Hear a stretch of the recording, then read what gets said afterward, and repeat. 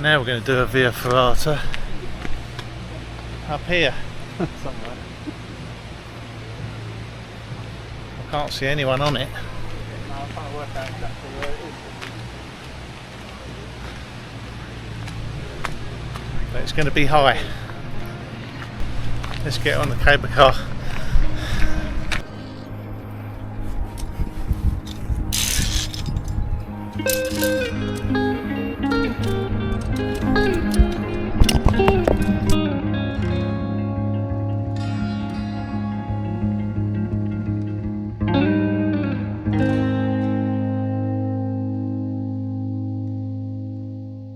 So we have to get a cable car up to drop down onto the Via Ferrata and come across the top of the cliff. Here comes Hamish.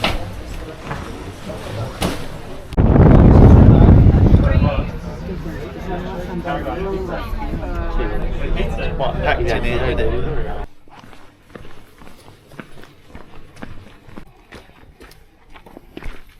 What's going on here?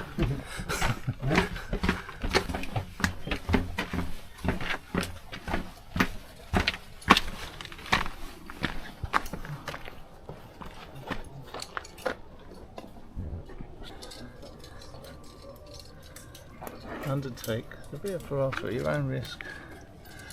Particularly dangerous path, mountaineering equipment required.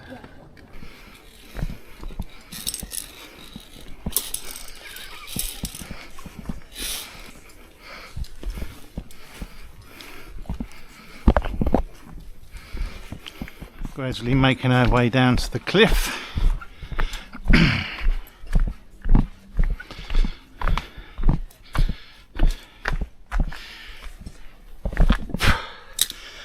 Got a feeling this one's going to be a bit airy.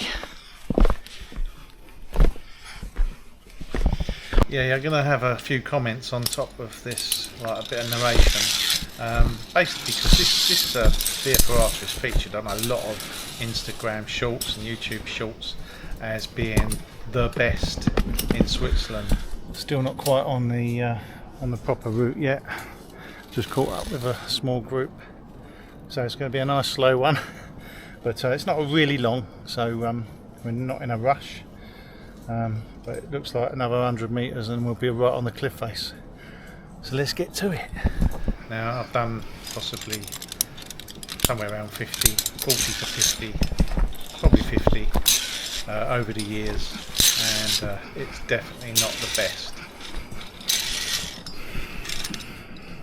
Of all the climbs or hikes we've done, this is the one where it's most vertical, look down to where the car's parked.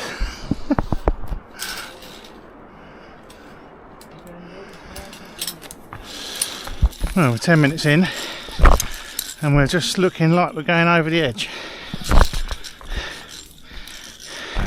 It is awesome, it's well worth it, and especially well worth it as a beginner to show you what Via Ferrata can have. But the sections that are deep view, really like long drops, and the bridges are very brief, and the rest of it, because it's such a tourist spot, there's a lot of queuing. It's very slow. Now it's a good long, it's 2 kilometres I think of wire, so it's not short. Oh right. But I'll try and get some. A lot longer than it should, just because you get so many people. Most people on here, the day we did it, were first timers and renting the gear. So that shows you what you're going to get. Slow points.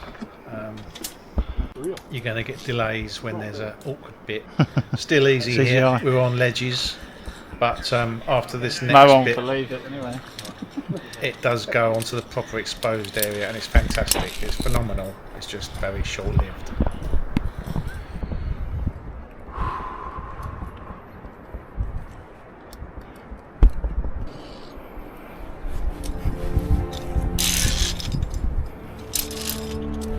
So this is the best part of the Via Ferrata as far as exposure goes, and as far as just like the wow factor, but really quite short.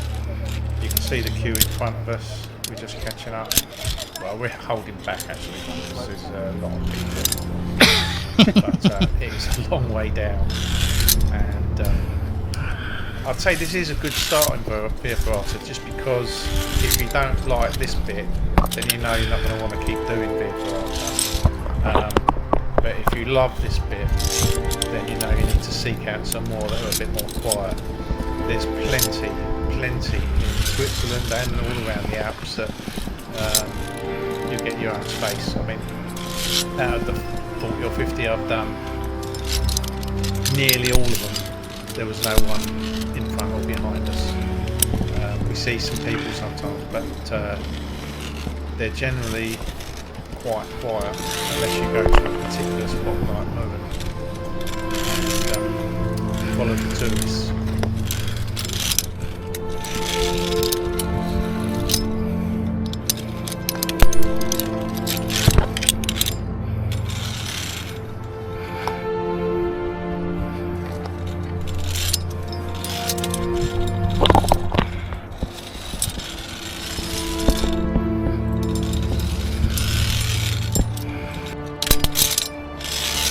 Yeah, like I've just said, the queues didn't totally ruin it for me because it's still just in a fantastic location. So don't be put off doing this one. Just know what to expect.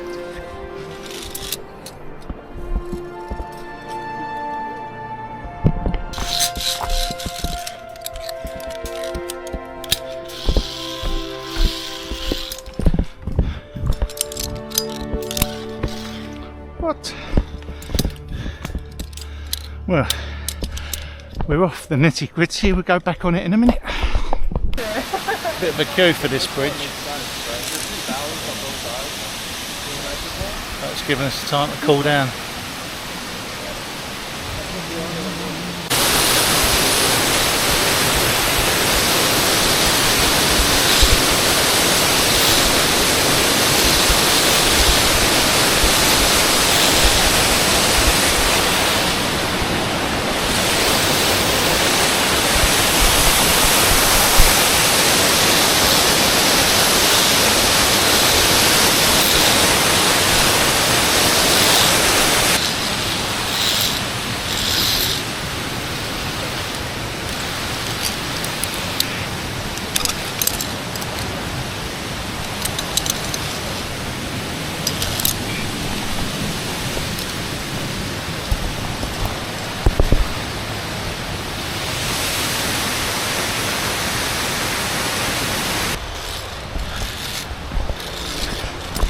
So it is weird doing so much downhill, and it's also a fair bit in the woods, which I wasn't expecting.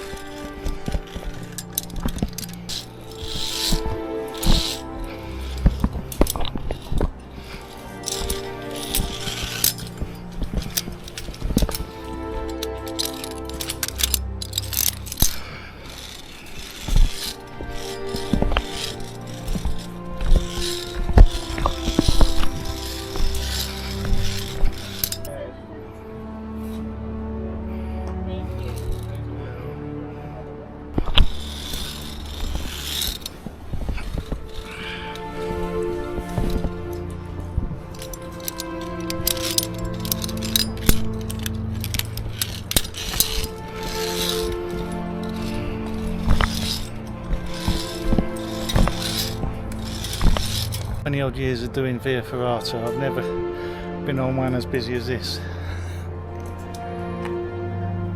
which is a shame, but it's not a really long one. It's about 2 kilometres of cable, so we can afford to wait around, and obviously it's in the best scenery in the world, so it don't matter.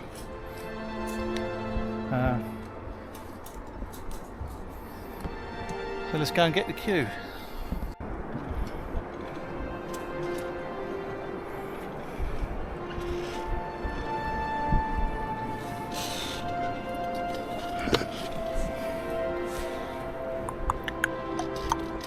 So they have other hikes like similar to this one here in Switzerland? Oh, there's loads and loads everywhere. Yeah. But this is obviously really busy because of where it is.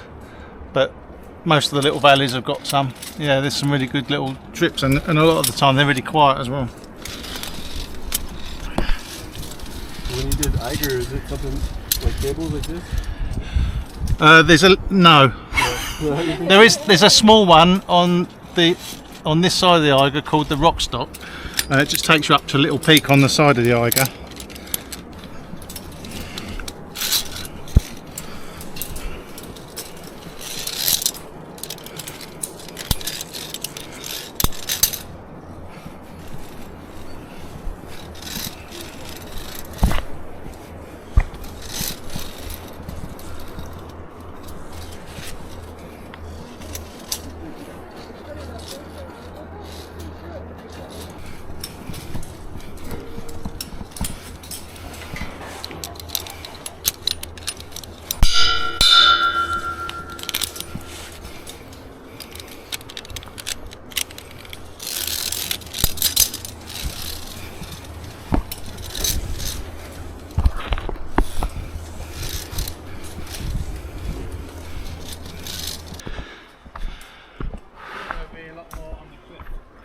Yeah, I did, yeah.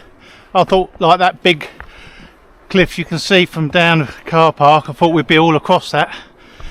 But it's only been little bits of rock really, isn't it? Which is a shame.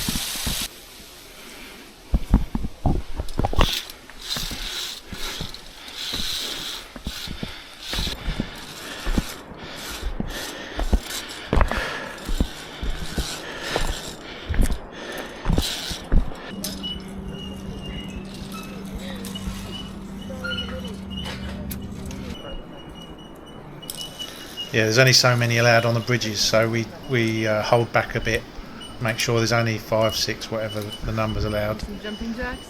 That's why I'm not Why not? rushing to catch Hamish up. Most of these bridges, it's only worse if you step on the edges and it rocks more. So if you keep in the middle, it's normally alright.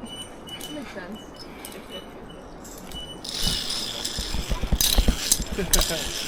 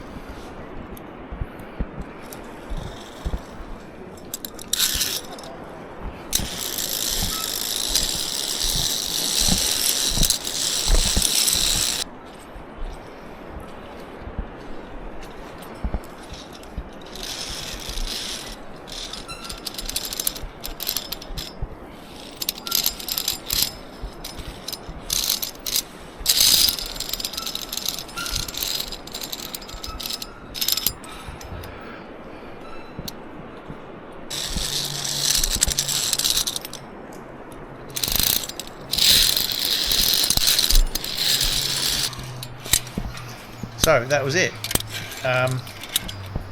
a mixture of the best and the worst. So obviously the actual Via Ferrata was in a stunning location. It looks amazing when you're on it, but it is interspersed with a lot of easy terrain as well. And the worst is just the fact that there's a lot of people on it. There's queues and it's slow. But if you've got an afternoon and you want to try Via Ferrata out, probably as good as any to give it a go. It's nice to have people around you when you're your first time. So Via Ferrata. that's it. That's MURREN Via Ferrata. MURREN, whatever the name for it is. We're at the end.